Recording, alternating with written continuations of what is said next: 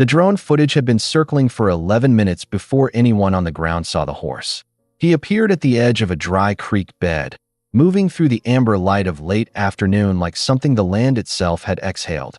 Enormous, gold-coated, with hooves the size of dinner plates and a mane that caught the Wyoming wind like a loose flag. 200 ranchers had spent the better part of a decade trying to rope, tranquilize, corner, or simply touch this animal. 200 men with helicopters, ATVs, electric fencing systems, and enough combined capital to buy a small county. Not one of them had come within 50 feet of him. But on a Tuesday morning in late October, with frost still sitting on the grass and a single rusted weather vane turning slowly above an old barn, the horse walked onto the property of a 62-year-old widow with 12 acres, a broken water heater, and a past due tax notice pinned to her refrigerator door, and he lay down. Before we go any further, there's something worth pausing on here. This horse had outrun ranchers, drones, professional wranglers, and a coordinated network of electric fences across 3 counties. He had been called wild, dangerous, uncontrollable, and worth a fortune. And out of every acre of land in Wyoming, he chose one, 12 acres, belonging to one woman. Think about that for a second. What is it about a place, or a person, that makes something completely untamable decide to stop running? If that question already has you curious, leave a comment below with the city you're watching from. It genuinely means a lot to see where these stories land. And if you haven't subscribed yet, now is a good time, because this one doesn't go where you think it's going. Let's begin.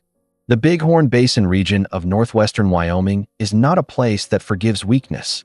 The land out there operates on its own terms, wide open in ways that seem almost confrontational, cut through by creek beds that run deep in spring and turn to cracked white clay by August.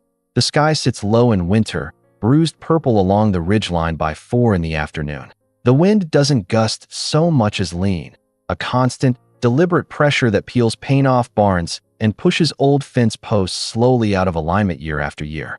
It was the kind of country that Arthur Briggs had loved with an intensity that bordered on the irrational. He had ranched there for 31 years, building up a modest operation, around 400 acres at its peak, through careful husbandry, fair dealing with neighbors, and the kind of patient, methodical work that doesn't make a man rich but builds something that lasts. He had a small herd of Angus cattle, a few horses he kept for work rather than show, and a kitchen garden that his wife Leona tended with the same quiet stubbornness she brought to everything else. Arthur died on a February morning 6 years ago. Heart, the doctor said. Fast. The kind of end that gives nobody time to prepare, which is the crueler kind. What came after was slower and in some ways harder. The debts Arthur had carried, carefully, responsibly, but still, didn't vanish with him. There were 2 outstanding loans on equipment, property taxes that had been deferred during a bad drought year, and a mortgage refinancing that had seemed manageable when commodity prices were higher. Leona spent the first year trying to hold the operation together by herself. The second year, she began to sell. The old north pasture first, then the east acreage along the creek, then the equipment lot. By the time the accounting was finished, what remained was a strip of land along the western edge of the original property, 12.5 acres, a small house, an aging barn, and 1 outbuilding used for hay storage. The neighbors who had bought the surrounding parcels had not been unkind, exactly, but they had not been sentimental either. Land in that valley had value, and value moved quickly. Leona stayed. This was not, by any measure, a heroic decision. It was a practical one, mixed with something she couldn't quite name and didn't try to, a resistance to the idea of leaving the last physical place where Arthur had walked, eaten, slept, and looked at the sky. The house still had his handwriting on a notepad stuck to the refrigerator, a grocery list from a Tuesday years ago. Milk, 2 cans of pinto beans. WD-40. She hadn't moved it. She ran a small hay operation on the remaining land, just enough to keep a few acres productive, selling through the Powder River Agricultural Cooperative that served the region. It covered her costs in good years. In bad years, it didn't. The past 2 years had been bad. Each night, before going inside, Leona carried a wooden bucket to the eastern fence line, the border where her land met the expanded holdings of the Creston Ranch, the largest operation in the county. The bucket held water, sometimes mixed with a pinch of salt and dried chamomile that grew wild along the south wall of the barn. Arthur had started the habit years before, not as a strategy, just as a thing he did, leave something at the edge for whatever was passing through. Deer, coyotes, the occasional pronghorn coming down from higher ground in dry spells. Leona kept doing it because stopping felt like another small erasure. She was not expecting anything in particular. She was certainly not expecting him.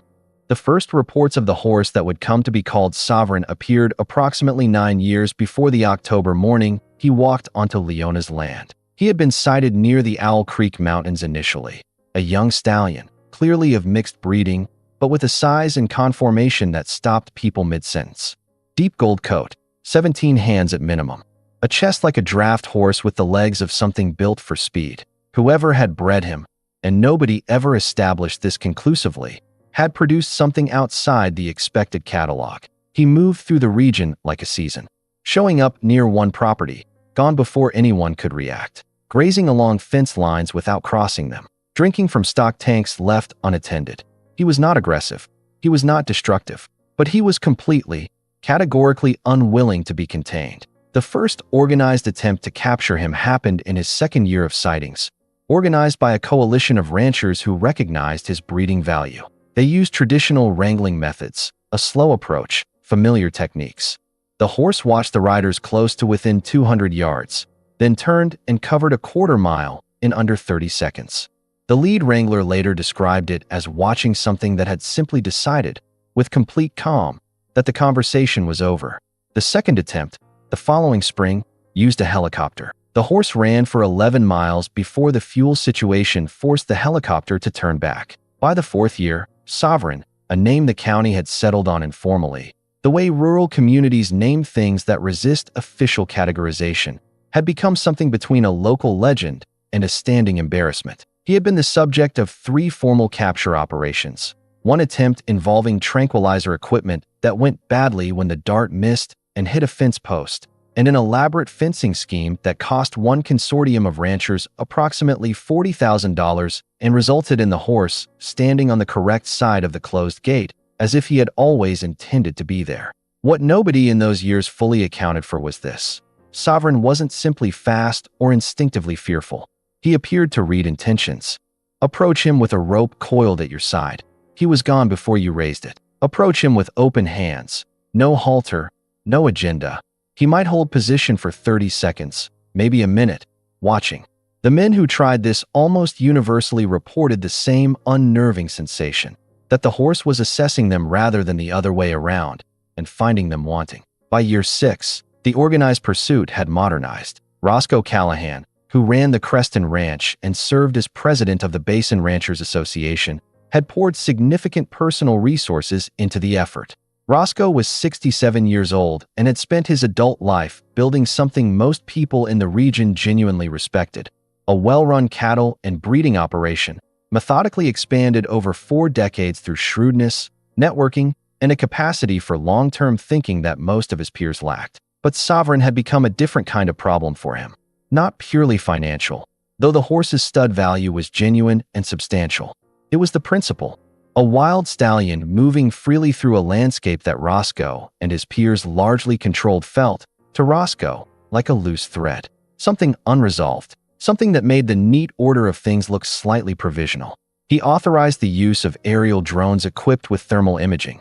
He coordinated rolling fence installations that attempted to narrow the horse's range over weeks.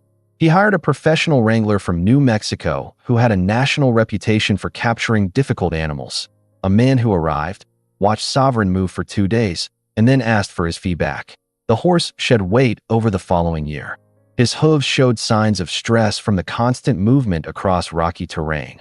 The cracking and were patterns visible to anyone who got close enough, which almost nobody did. He stopped appearing near water sources during daylight hours. He became more careful, more precise about exposure. He was being ground down, not captured, not defeated, but slowly, measurably worn. And then October came. On the morning of October 14th, Leona woke before 5, as she always did in that season, with the cold already pressing through the single-pane window above the bed. She moved through the house in the dark without turning on lights, a habit built over decades of early mornings in a house she knew by feel. Coffee first, then the notebook on the kitchen table where she tracked hay inventory, equipment condition, and expenses in a handwriting that had gotten smaller and more precise over the years, as if she were rationing paper.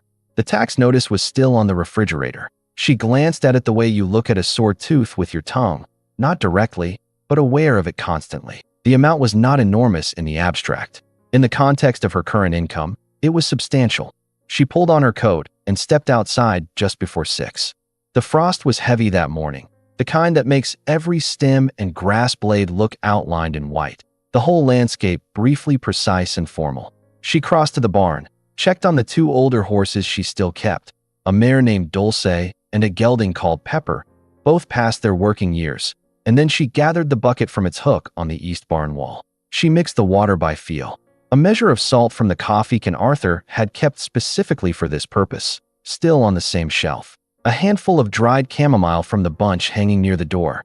She walked the fence line in the near dark, her breath visible, the bucket heavy in her right hand. She set it down at the usual spot, a gap in the posts where the wire ran slightly lower, where deer had been crossing for years, and straightened up. There was a sound, not loud, not alarming, more like the sound of something very large settling its weight onto the ground. A long, slow exhalation of breath through a wide chest, the quiet collapse of a heavy body finding rest. Leona stood still. The light was just coming up over the eastern ridge, gray and directionless. She could see perhaps 40 feet. He was 20 feet away. The horse was already on his side when she first properly saw him, lying in the frozen grass on her side of the fence, his flank rising and falling with the slow rhythm of something completely at ease. His coat caught the dawn light and held it in a way that seemed almost deliberate, the gold of him oddly warm against the white frost. Leona did not move for a long time. She had heard about Sovereign. Everyone in the valley had. She had watched, with detached interest, the years of news about failed captures, the growing reputation, the increasing frustration among the ranching community. She had found the whole situation mildly absurd and privately gratifying in a way she hadn't examined too closely. But this was not abstract.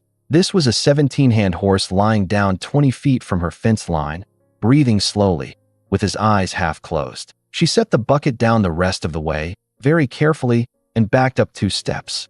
His ear moved, a single flick in her direction, acknowledgement, maybe, or just the reflex of an animal that never fully stops processing the world around it. Then it stilled again.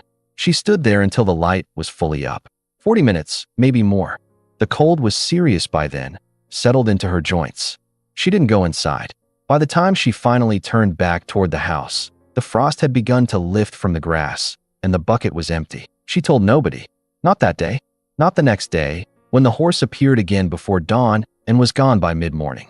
Not the day after that, when she found the grass near the fence pressed flat in the shape of something enormous, the imprint of a body at rest. She kept putting out the bucket. It was Roscoe's drone operator who spotted it first. The thermal imaging had been running regular sweeps of the Creston property and the surrounding area since September, tracking the horse's movement patterns. On the morning of October 19th, the operator, a young man named Davis who ran the drone program from a console in Roscoe's office building, noticed a heat signature that didn't match the usual patterns. It was on the Briggs property. He flagged it to Roscoe and said nothing further because that was his job. Roscoe looked at the screen for 30 seconds, then walked to the window that faced west. He was in the office by 7 the following morning with his ranch manager and his lawyer. The situation, as Roscoe saw it, was straightforward. Sovereign was resting on a 12-acre parcel that Leona Briggs could barely afford to maintain. The horse was technically a feral animal. No registered owner, no brand, no documented provenance. Under Wyoming law, the situation regarding ownership of feral horses on private property involved nuances that Roscoe's lawyer had already begun researching by the time the morning meeting started. Roscoe drove to Leona's property that afternoon himself. She was splitting wood behind the barn when she heard the truck. She didn't stop what she was doing until he was close enough that stopping became necessary. He was a tall man, still physically imposing at 67, with a face that had been shaped by decades of wind and decision-making into something that looked less like a face and more like a position.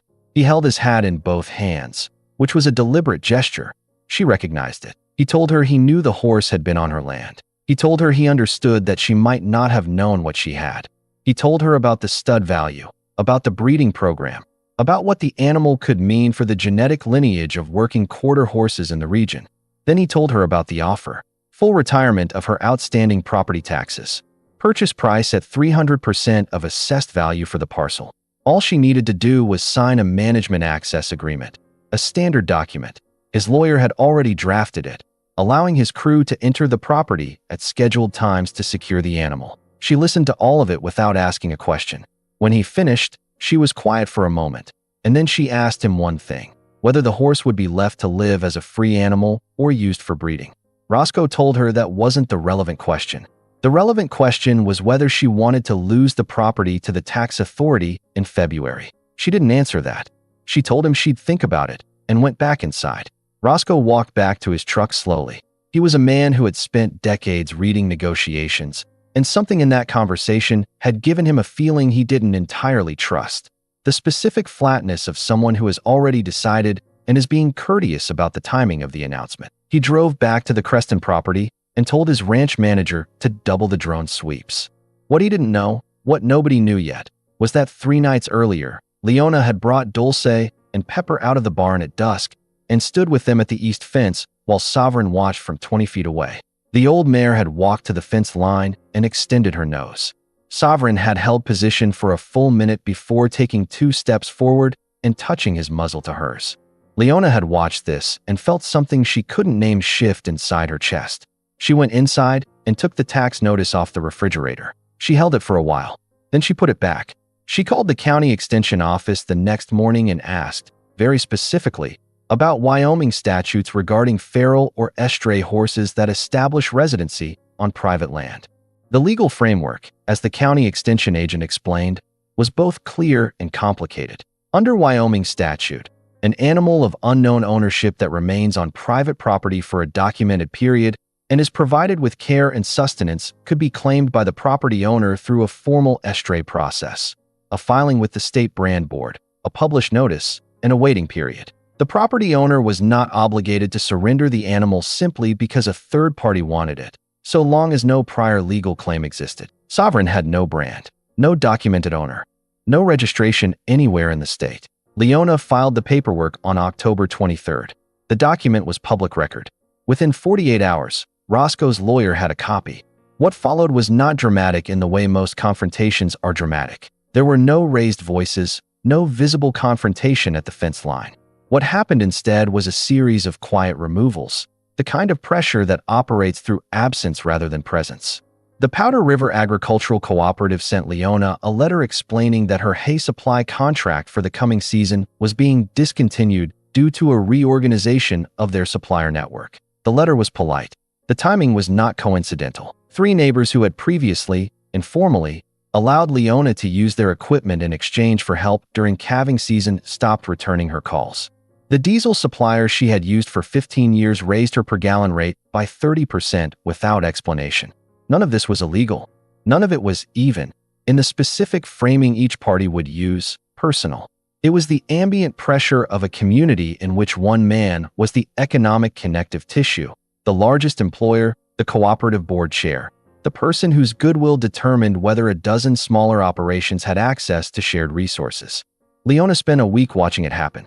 She kept her face arranged into something neutral when she encountered neighbors at the feed store or the gas station. She bought what she needed with the money she had left and did not ask for credit. On the 5th night after filing, she was at the east fence with the bucket when Sovereign came closer than he had before. He approached from the south side of the fence gap, moving slowly, his head low, not the lowered head posture of a horse under threat, but something more deliberate, more considered. He stopped 4 feet from her. She could hear his breathing clearly. She could see, in the fading light, the condition of his front hooves, cracked along the walls, the left forefoot showing the early signs of a stress injury that would worsen through winter without attention. She stood still. She did not reach for him. He reached for her. A slow extension of his nose toward her shoulder, a motion so unhurried it seemed almost formal. She felt his breath against her jacket. She stayed absolutely motionless. After a moment, he pulled back, turned, and walked 15 feet into the property, laid down in the grass, and closed his eyes. She stood at the fence for another 20 minutes in the dark before going inside. The following morning, she called a large animal veterinarian in Cody named Dr. Vargas and asked about treatment options for hoof stress injuries in feral horses that had begun to show willingness to approach humans.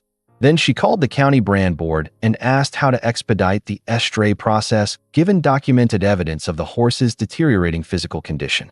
Then she sat down at the kitchen table and looked at the numbers again. The discontinued cooperative contract meant a loss of roughly $11,000 in projected winter income. The tax obligation was $8,000, due in February. Her reserves, after the last equipment repair, were just under $4,000. She wrote the numbers down very carefully and looked at them for a long time. Then she put the notebook away and went to start the evening feeding. The hearing was set for the second Thursday of November.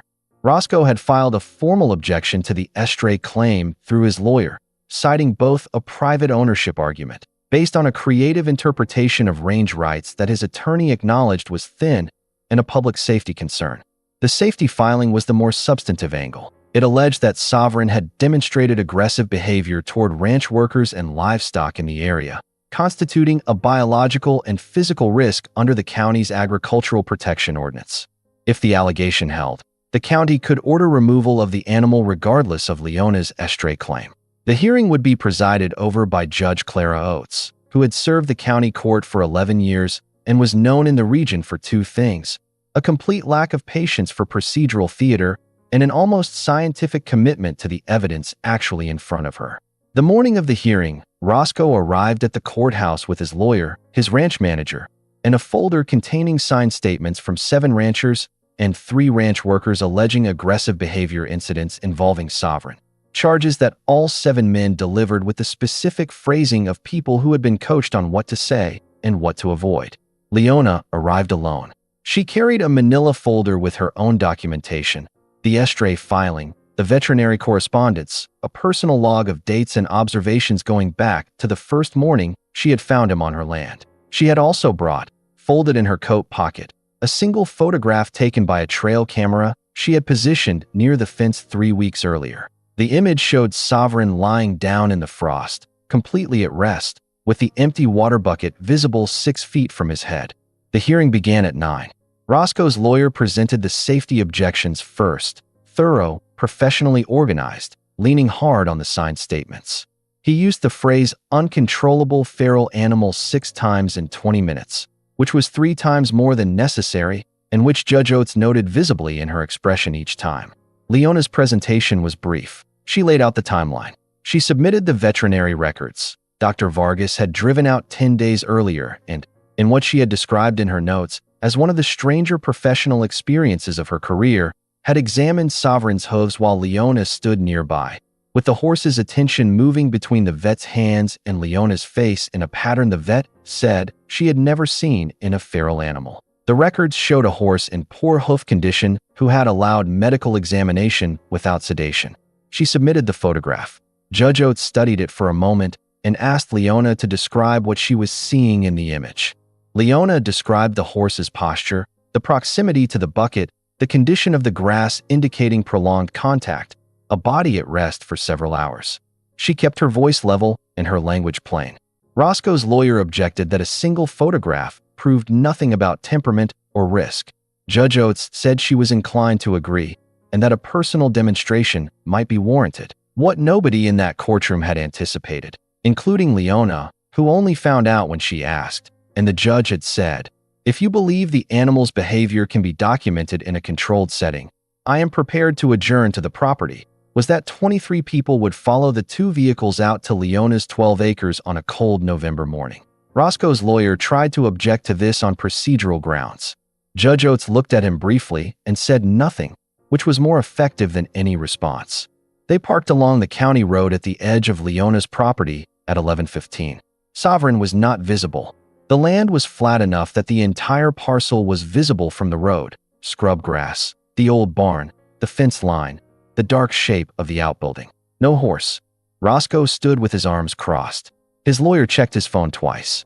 2 of the ranchers who had signed the safety complaint talked to each other in low voices. Leona walked to the barn and returned with the bucket. She mixed the water the same way she always did. The salt, the dried chamomile, the unhurried movement of someone doing something they have done 1,000 times. She walked to the east fence line, set the bucket down at the gap, and stood back. Nobody spoke. A minute passed. 2. The wind moved across the grass in long, slow waves.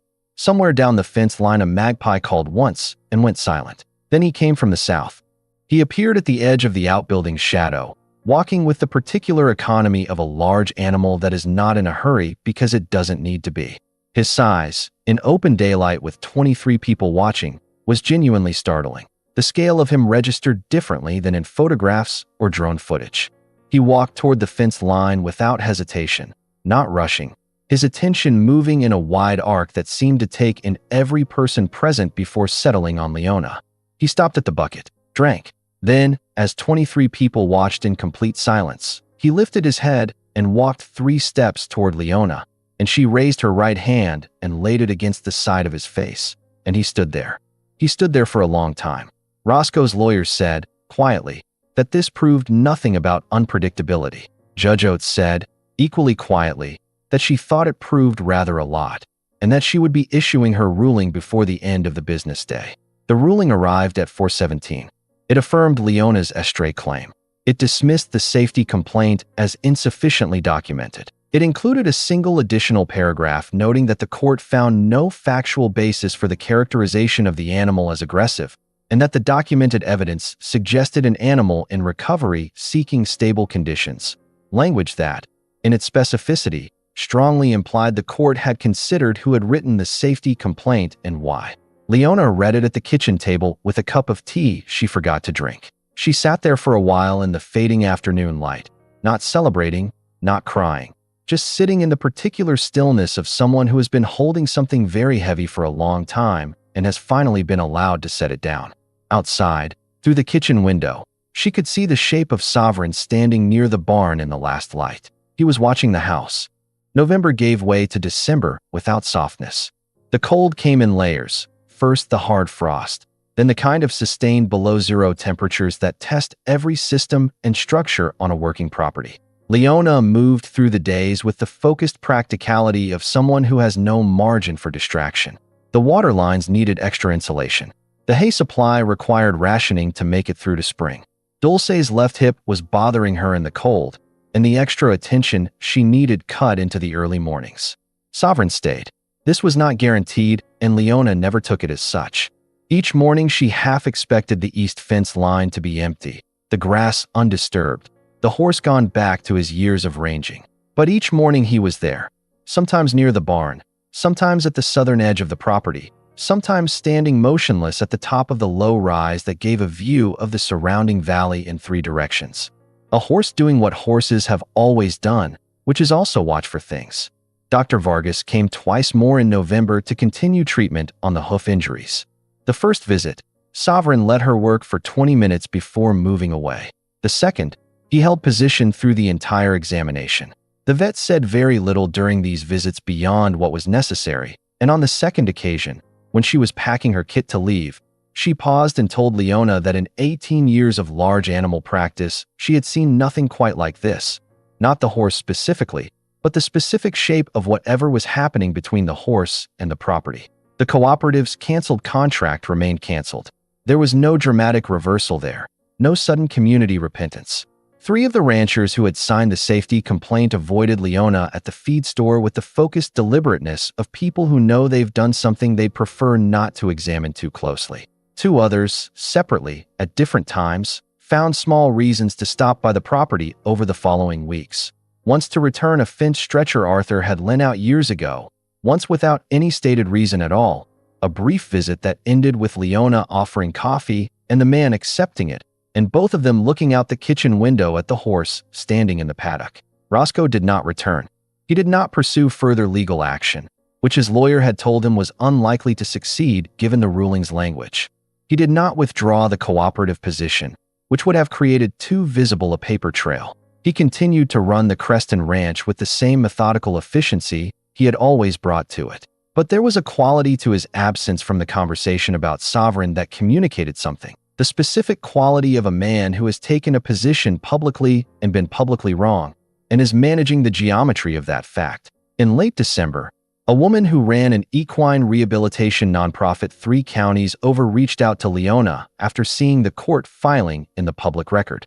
They spoke twice by phone.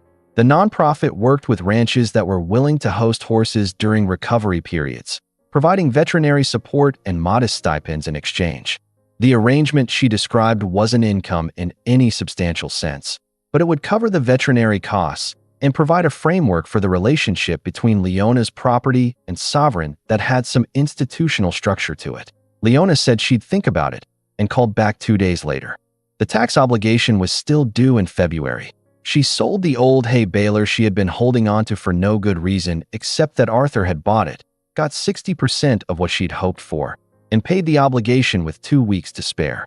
By the time the snow came in earnest, the late January storms that buried the lower valley in 2 feet of white and made the whole landscape look like a different planet, something had shifted in the daily life of the property that was difficult to describe precisely, but easy to observe. Sovereign had begun doing something that Leona noticed first, and then watched with careful attention to be sure she wasn't misinterpreting.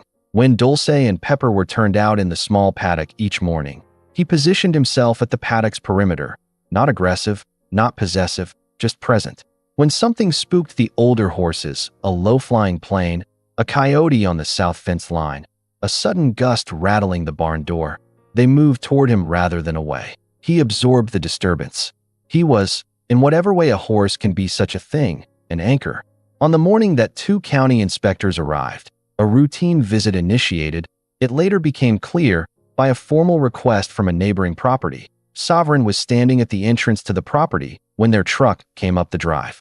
Not blocking, not threatening, simply there, at full height, in full light, looking at the vehicle with the unhurried attention of something that had been in this landscape considerably longer than any bureaucratic process. The inspectors completed their visit efficiently and found nothing requiring follow-up.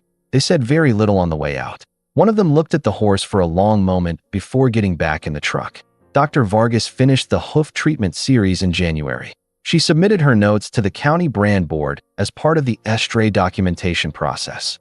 In the section asking for behavioral observations, she wrote, "Animal demonstrates no aggressive tendencies. Responds to familiar handler with consistent calm. Prognosis for full hoof recovery is good with continued appropriate conditions." She read back over this language after writing it and considered whether it captured what she had actually witnessed over those 4 visits. It was accurate. It was also, she felt, insufficient.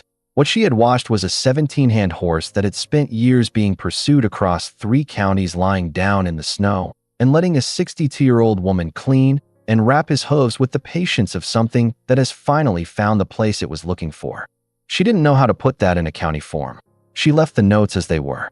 Spring came the way it always does in that valley, not all at once, but in increments, small shifts in light and temperature that accumulate until one morning the frost is gone and the creek is running and the grass is that specific yellow-green of new growth. Sovereign's coat deepened as the season turned, the gold of him more saturated in the longer light. The equine rehabilitation arrangement with the nonprofit went through in March. It brought a modest but steady income, a relationship with a wider community of people interested in horse welfare, and 2 occasional volunteers who came out on weekends to help with general maintenance. One of them was a young woman studying large animal behavior at the university in Laramie who, on her first visit, stood at the paddock fence for 45 minutes just watching Sovereign move and taking notes with an expression Leona recognized as the one her own face made when she was trying to memorize something she was afraid she'd forget. The relationship with the cooperative remained broken through that first spring. By summer, 2 of the smaller ranches in the valley had begun buying hay directly from Leona at fair market price, routing around the cooperative entirely. This was not a dramatic shift, but it was a direction. What Roscoe Callahan had perhaps miscalculated, and what he likely never admitted to himself, because the accounting of errors in proud men runs slow, was the distinction between a community that follows and a community that watches. For years, the ranchers of the valley had followed his lead on questions of land, livestock, and shared resources because his judgment was generally sound and his resources were decisive. But they had also been watching. And what they had watched, in that November hearing and in the months that followed, was a 62-year-old woman on 12 acres hold a position that required no reinforcement accept the position itself, and be right. Communities remember that, not always in words, often just in the slow recalibration of who they look toward when something difficult comes up. Leona put Arthur's grocery list back on the refrigerator. She had taken it down during one of the bleaker weeks in November, folded it, put it in a drawer. In March, she found it again and put it back. Milk, 2 cans of pinto beans, WD-40. She stood in front of it for a moment. Then she made coffee and went to start the morning feeding. Here is what this story is not about. It is not about a magical horse choosing the right person in some destined, cinematic way. It is not about a poor widow defeating a rich villain through the power of goodness. It is not about the wild world recognizing virtue and rewarding it. Sovereign was exhausted. He had been run for years by people with resources, technology, and a very clear idea of what he was worth to them. He found a fence line that had food and water and no pursuit, and he lay down. That's an animal making a rational decision under conditions of severe stress. What Leona brought to that situation was not magic. It was patience, consistency, and the complete absence of demand. She put the bucket out every night because Arthur had always put the bucket out. She stayed still when staying still was needed. She made no plans for the horse and asked nothing from him, which meant he had nothing to flee from.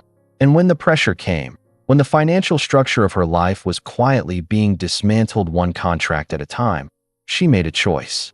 Not a comfortable one, not a financially rational one. A choice that came from somewhere below the level of calculation, from that place in a person where the things they actually believe about themselves live. The cost was real. The winter was hard. The cooperative contract didn't come back on its own, but the horse stayed. And something about 12 acres with a water bucket and a woman who asked nothing from the world except to be left to do things the right way. Something about that became, over a season, a thing the valley couldn't quite look away from.